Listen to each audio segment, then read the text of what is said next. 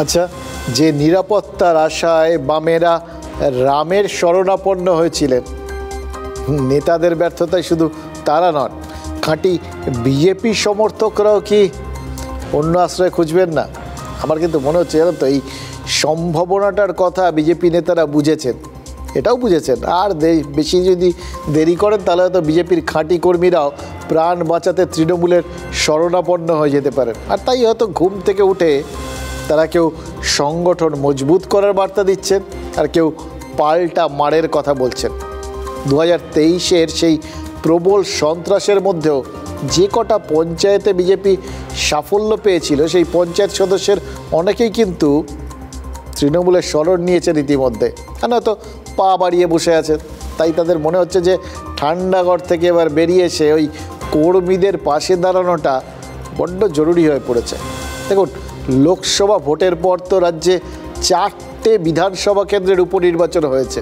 সেই 4টের মধ্যে একটা আসনও বিজেপি জেতেনি, অথচ এই 4টে কেন্দ্রের মধ্যে 3টে কেন্দ্র বিজেপি 2021-এ জিতেছিল। এবার হারা আসন জেতা সেটা তো অনেক দূরের ব্যাপার, বিজেপি তো নিজেদের জেতা বিধানসভা আসনও হাতছাড়া করে বসে আছে। এখন ঘুম থেকে যদি না ওঠেন, আর কবে উঠবেন বলুন তো? বিজেপি নেতারা ঘুম থেকে উঠে মনে হচ্ছে ওই তিথি নক্ষত্র সব মিলিয়ে দেখছেন। আর তৃণমূলেও কিন্তু মনে হচ্ছে বহুদিন পর কেউ কেউ আড়মোড়া ভাঙছে। রামায়ণের মতো, জানেন তো, রামায়ণে কুম্ভকর্ণ 6 মাস ঘুমোতেন। আবার বিষ্ণু, তিনি অনন্ত শয্যাশায়ী, কামারহাটির পুরপ্রধান, কামারহাটির বিধায়ক আর দমদমের সাংসদ। এদের দেখে মনে হচ্ছে আজ আড়মোড়া ভাঙলেন। মানে গোপাল সাহা, মদন মিত্র আর সৌগত রায় মিটিং করলেন, আর তারপর সৌগত রায় কিন্তু কার্যত স্বীকার করে নিলেন জয়ন্ত সিংহের বেলায় দলের নজরদারিটা অ্যাকচুয়ালি ঘুমিয়েছিল। আজকে সিদ্ধান্ত নিয়েছি যে তৃণমূল কংগ্রেস কর্মীদের সাথে কোথাও কোনো বড় প্রমোটার বা সমাজবিরোধীদের সম্পর্ক থাকবে না। অতীতে যদি কোথাও ভুল হয়ে থাকে আমরা সেটা সংশোধন করার সিদ্ধান্ত নিয়েছি। গোপালও বলেছে, আমিও বলেছি, মদনও বলেছে, জয়ন্ত সিং এত বড় বাড়ি করেছে আমরা জানতো, কেউ না বললে আমরা জানবো কি? সংবাদ মাধ্যমও তো আমাদের আগে জানাই, সংবাদ মাধ্যমও তো যখন একটা গন্ডগোল হয় তখন জানায়, আদারওয়াইজ 2-4টে ঘরে ঘোরাঘুরি করে। কোন সংবাদ মাধ্যম রাস্তায় রাস্তায় ঘুরে কোথায় বেআইনি বাড়ি হচ্ছে সেটা তুলে? আরিয়াদহ মানে হচ্ছে আদ্যাপীঠের জায়গা, দক্ষিণেশ্বর মানে হচ্ছে ভবানীপুরে এই মা ভবতারিণীর জায়গা। সেখানে যদি কেউ গ্যাংস অফ আরিয়াদহ বলে করায়, সেখানে স্বভাবতই এখানকার মানুষজন তারা অত্যন্ত দুঃখ এবং পাচ্ছে। সেই জন্যেই সবাই সিদ্ধান্ত নিয়েছে যে সৌগতরা একা বললে কী হবে, একটা ঐক্যবদ্ধ বলা হবে এবং যার যা বলার থাকবে আমরা সৌগত রায়কে জানাবো। সৌগতবাবুর বক্তব্য থেকে দুটো জিনিস শিখলাম। প্রথম কথা, সংবাদ মাধ্যমের কাজ হচ্ছে এইগুলো এখন থেকে, বুঝলেন তো, আমরাই সমস্ত কিছু কোথায় কি হচ্ছে না হচ্ছে সব জানবো, জেনে সেগুলো ওনাদের জানাবো, তারপর ওনারা ভেবে চিনতে কিছু ঘটলে তারপর পদক্ষেপ করবেন, তার আগে কিছু করবেন না। এই যে এত বেআইনি কিছু হয়েছে, কোন বাড়িটা কাকে বেআইনি তুলেছে, এগুলো সব আমাদেরই ঠিক করতে হবে, বুঝতে পেরেছি? আমাদের স্ট্রেংথ বাড়াতে হবে, বুঝলেন তো?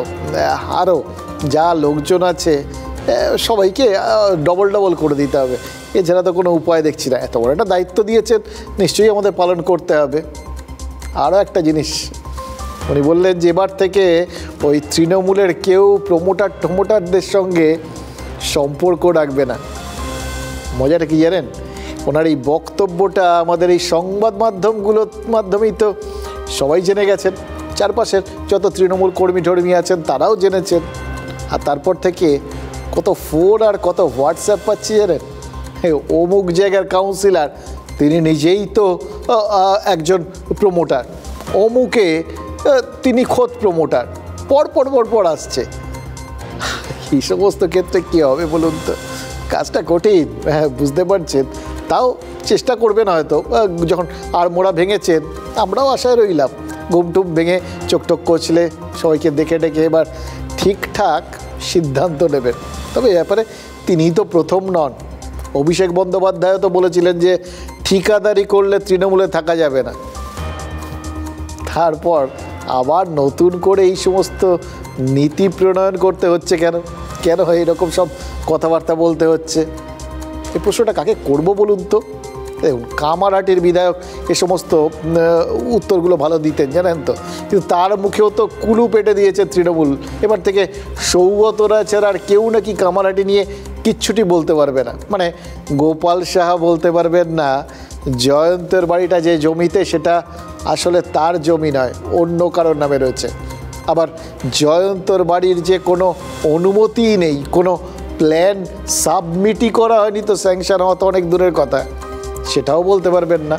তারপরে কামারহাটির কোনো তৃণমূল নেতা, কোনো প্রাক্তন জনপ্রতিনিধি জয়ন্তর মতো লোকের অত্যাচারের বিরুদ্ধে মুখ খুলতে পারবেন না। মুখ খুললেই দলীয় নির্দেশটা অমান্য করা হবে। আচ্ছা, এটা কি মানে কামারহাটিতে তৃণমূলের পুরো ইউনিটটাকেই ঘুম পাড়িয়ে দেওয়ার ব্যবস্থা হলো?